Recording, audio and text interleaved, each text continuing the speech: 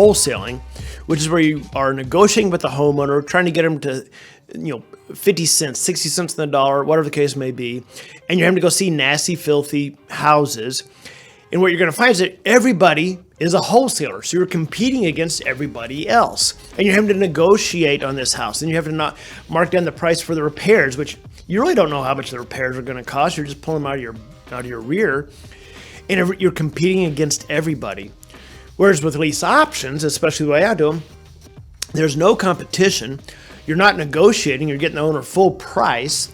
And again, so you're not having to estimate repairs either, because these are nice move-in ready houses. So that's why I like lease options far better than wholesaling.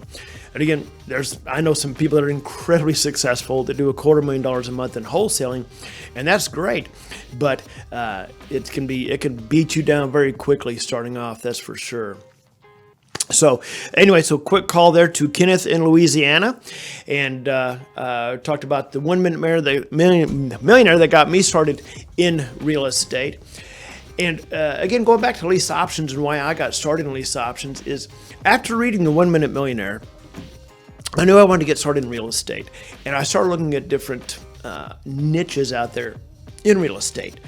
And what I found is that the most common thing was rental houses. Well, then you've got to go to the bank, get a loan. This is back in the day, but I didn't know what I was doing. You have to go get a loan from somewhere, buy the house, rehab it, rent it out, and maybe you're making $150 a month. And I just didn't see that as a good business plan. But then I would read about lease options. And with lease options, you don't need any money to get into lease options. You're not working with ugly houses, you're working with pretty houses.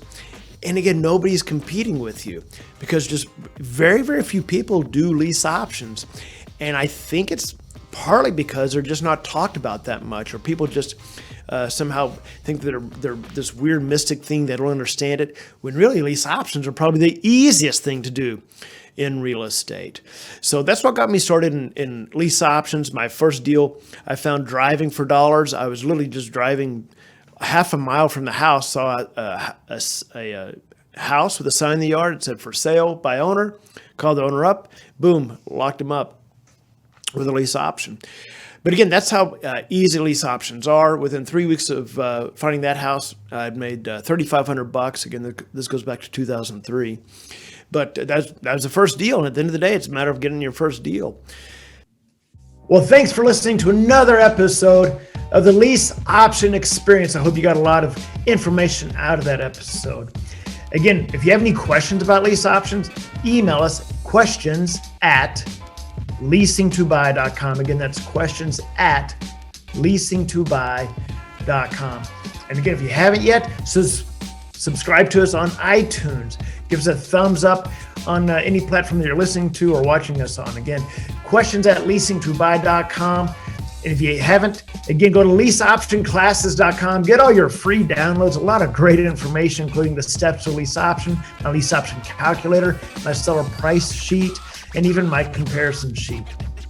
And again, that's leaseoptionclasses.com. And we've got a lot more training videos there as well. And you can even learn more about the Lease Options 2.0 training information. All right, take care, and we'll see you on the next episode.